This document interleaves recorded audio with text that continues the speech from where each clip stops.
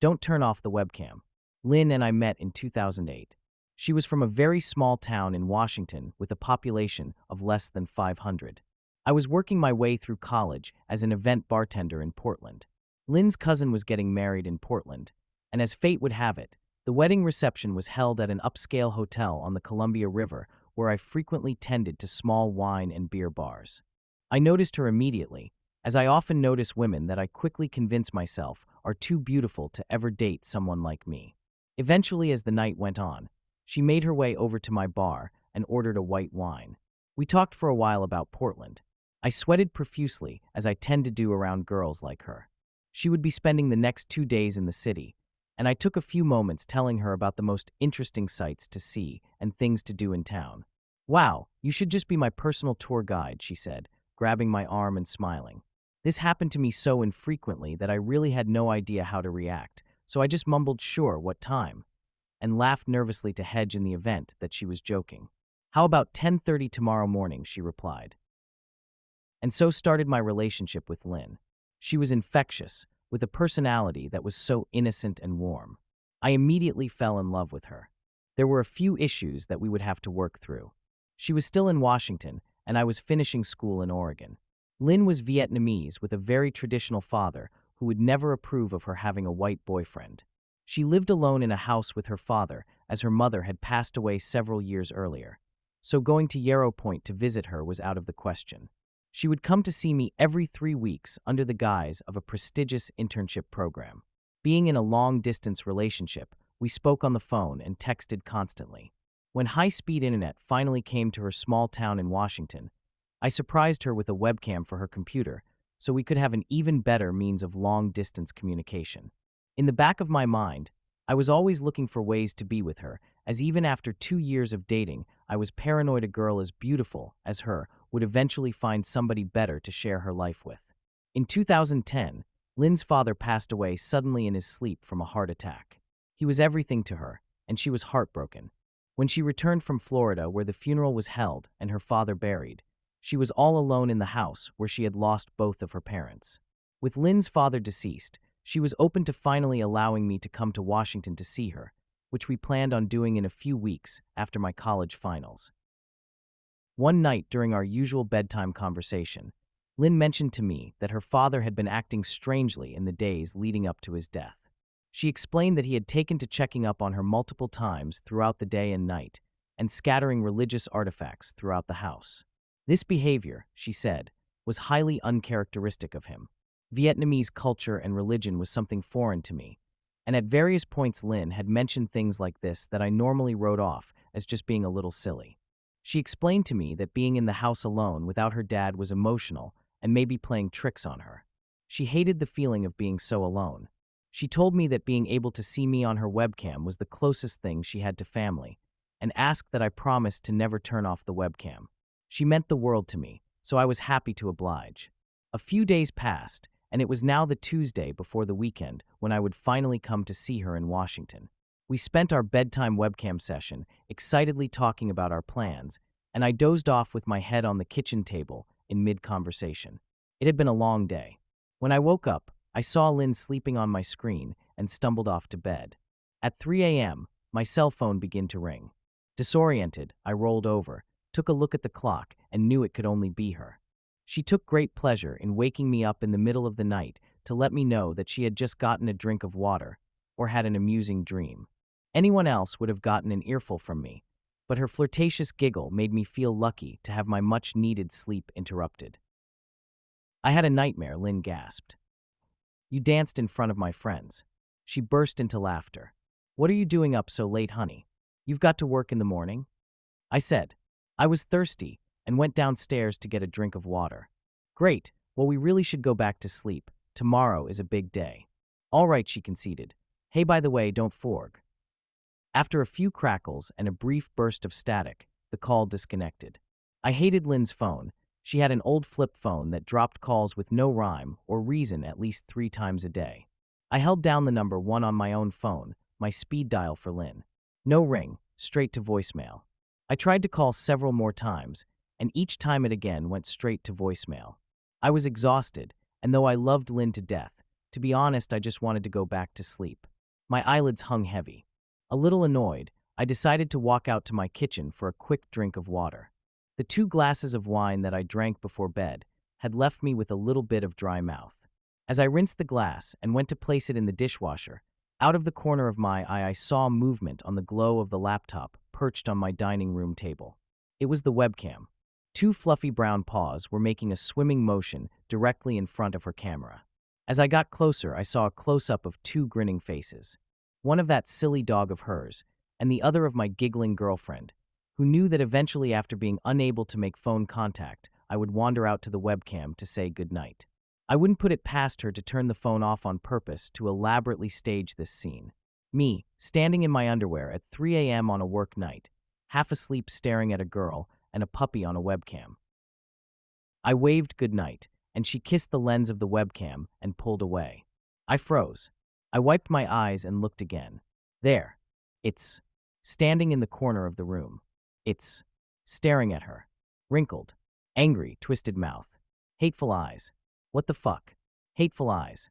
It's watching her. 2 hours later, I woke on the dining room floor.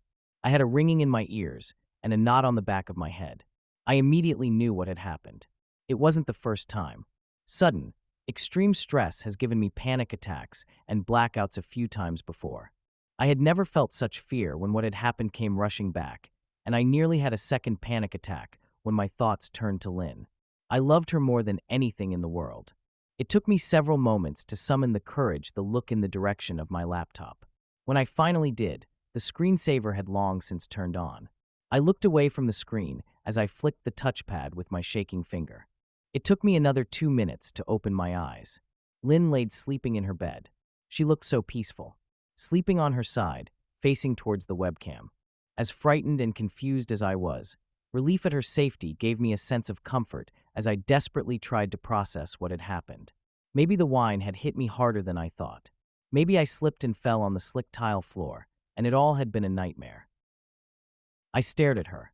I loved her, maybe more than even I realized.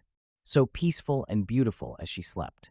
The light of her television danced across her room and illuminated the bed. As I watched on, her hand began to move. Slowly, unnaturally. She was sleeping, but her fingers crawled across the bed slowly until they reached something. It was her cell phone. Her hand moved like a spider, fingers popping in several directions across the keys. What the hell? My phone was vibrating. New message, don't. New message, turn. New message, OFF. New message, the.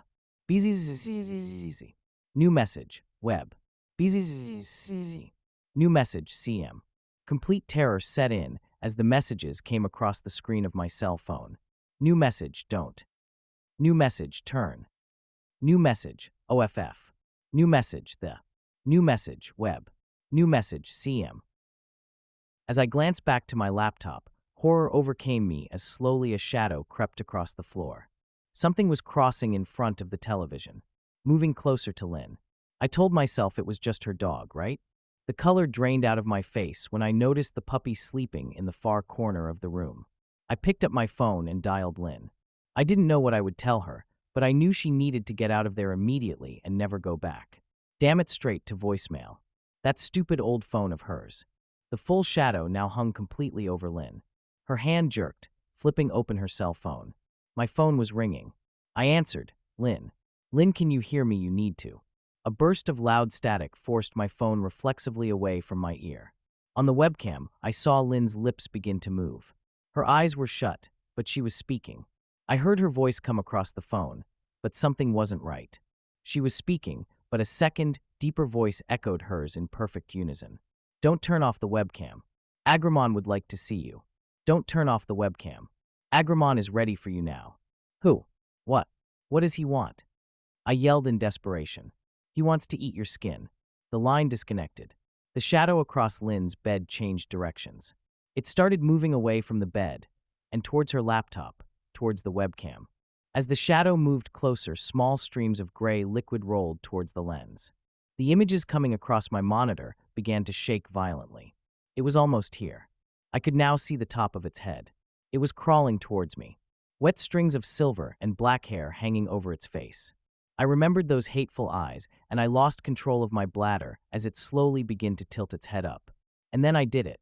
In panic, I slammed my laptop shut and threw it against the hard tile floor before collapsing to the ground. I wished for a panic attack to take my consciousness and end this nightmare, but it didn't come. I crawled to the panel of switches a few feet up on the wall and turned on every light that I could. I noticed the bottle of wine still open on the kitchen counter and drank most of it down in a single swallow. I reached up and pulled open my apartment door and stumbled across the threshold, extending half of my body into the common hallway so I wouldn't feel so alone. A pathetic coward sprawled out on the concrete. My phone began to ring. I crawled to it. Lynn's name was flashing on the caller ID.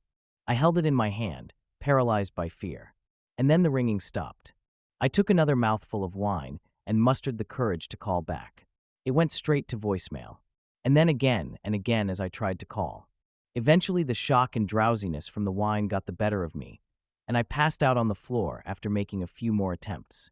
When I awoke several hours later, despite the broken laptop and empty bottle, I wanted to believe that it was all some sort of horrible nightmare.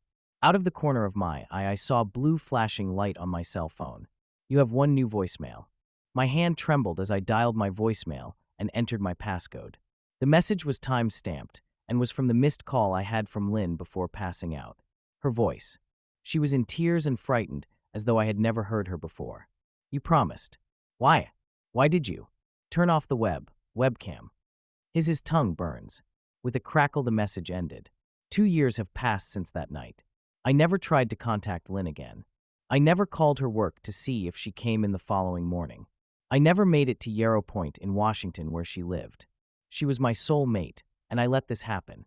I was probably right on the night we met when I told myself I wasn't man enough for her.